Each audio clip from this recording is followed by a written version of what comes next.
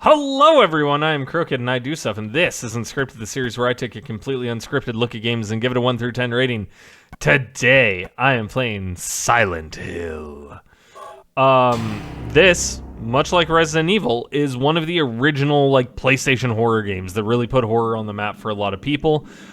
This game is huge in the sense of it spawned so many sequels, just like Resident Evil, but it just got a remake with Silent Hill 2 on the PlayStation 5 and PC. Game is awesome. I never played this when I was younger. I played it about 9 years ago on my previous YouTube channel. And I remember it being a lot better than I thought it was going to be. So, is it still good, or was I just, having a fun time on my channel? We're going to find out. So, just from the get-go, it doesn't look great. Footsteps? It has fog of war, everywhere you go, so you can't see, 5 feet in front of you. And, it looks like it's snowing, and then you see this little girl. And you're like, oh, okay, there's a little girl. Cheryl? Is that Cheryl? It might be Cheryl. And then she runs off into the fog. And your character's just like, I need to chase after her. Where are you going? Hey, wait! Stop! And as bad as these graphics are, they're, the character models anyway, are a lot better than Resident Evil's. So it doesn't lose as many points for that. It does look like an old school game, but this style has now gained some popularity where even modern games are coming out. The buildings look very not realistic. I can't tell you one garage that I could go up and if he put his hands up, he could just pull himself onto the top of a garage. That's insane. I can't imagine that. Is he not going to mention this at all? Okay. So you get into here, and you're immediately like, what did I stumble into? This is creepy. And it does have tank controls, just like Resident Evil, but I don't know, it feels like it's done smoother.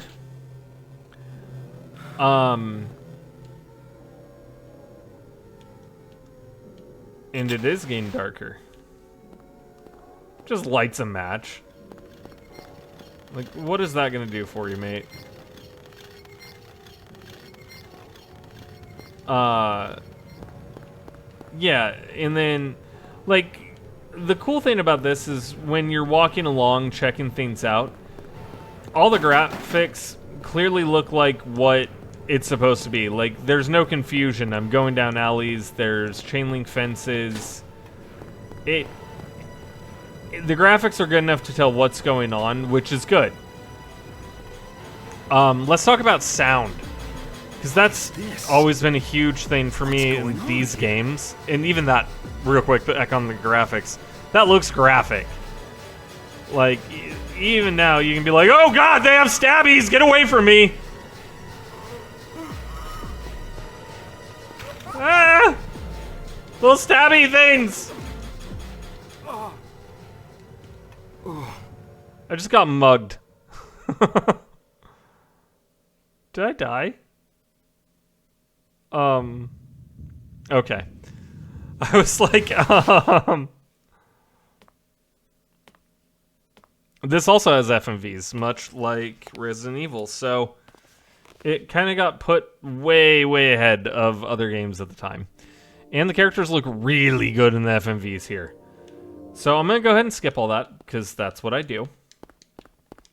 And I can't play pinball, which makes me sad. Y opens the map. I don't know what circle does.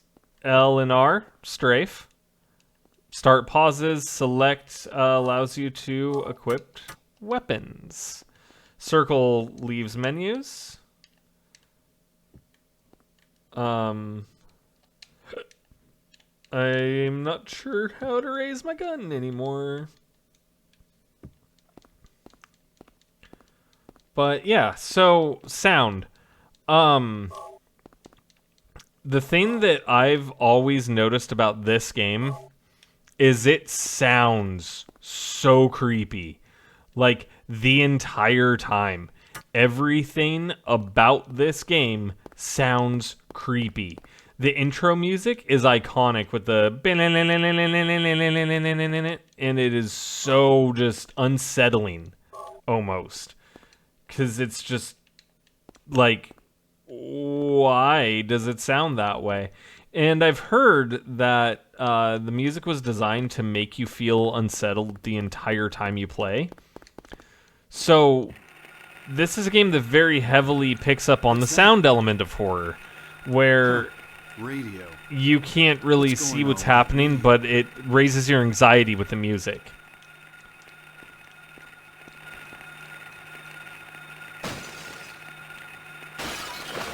And then there's that bat thing. Run! Get away from bat! Yeah, that's not gonna help me right now.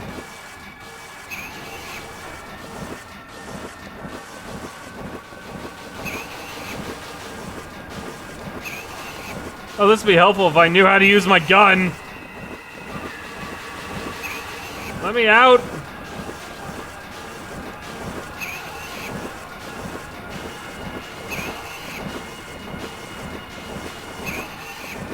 Oh, I died. So I couldn't figure out how to raise my gun.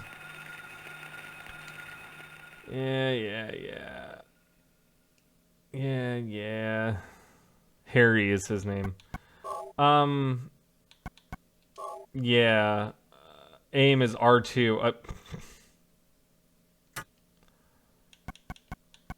I've played so many old school games, I don't remember the R2 and L2 exist.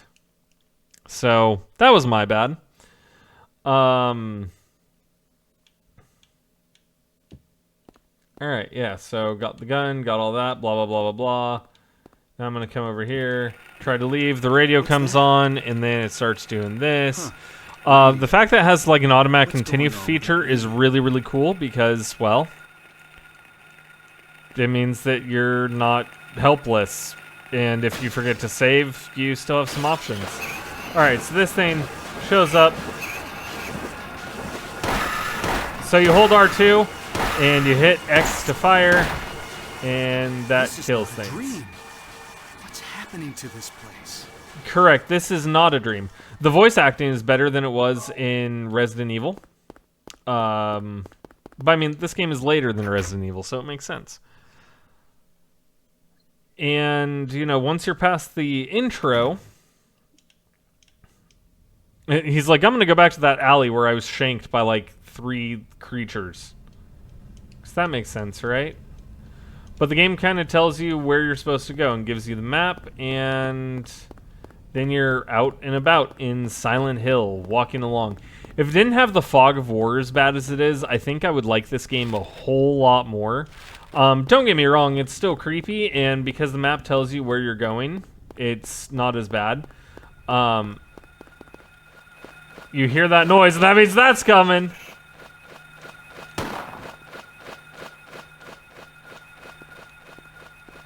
I'm gonna try to avoid that, though. Ah! It's like weird pterodactyl thing. Okay. So yeah, remember what I said about sound? That's kind of the thing. Again, sound plays a huge factor in this. So there's sound again, which means that there's an enemy. But where is it? That's the problem. You don't know. And then there's crackling noise, and there's a dog!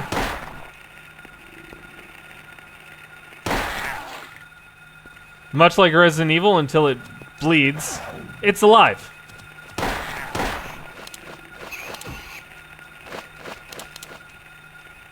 Am I out of bullets?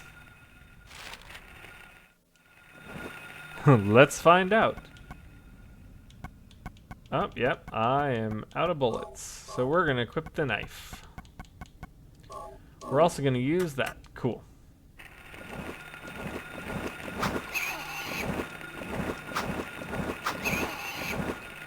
I don't think I can fight that, so I'm gonna leave. Yeah, this game is a master of being incredibly creepy, and other than the tank controls and, well, real quick, let's talk about this. The camera changing to make it the most unsettling angle, that's really good too.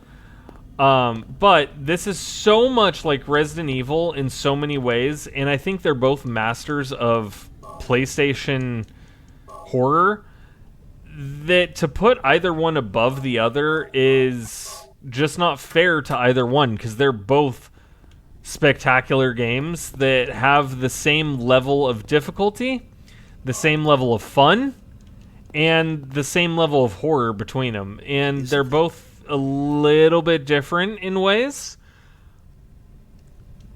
because this one doesn't make you really as helpless as Resident Evil, but it's still so creepy, and the graphics being a bit better really make it hammered in of how creepy it is.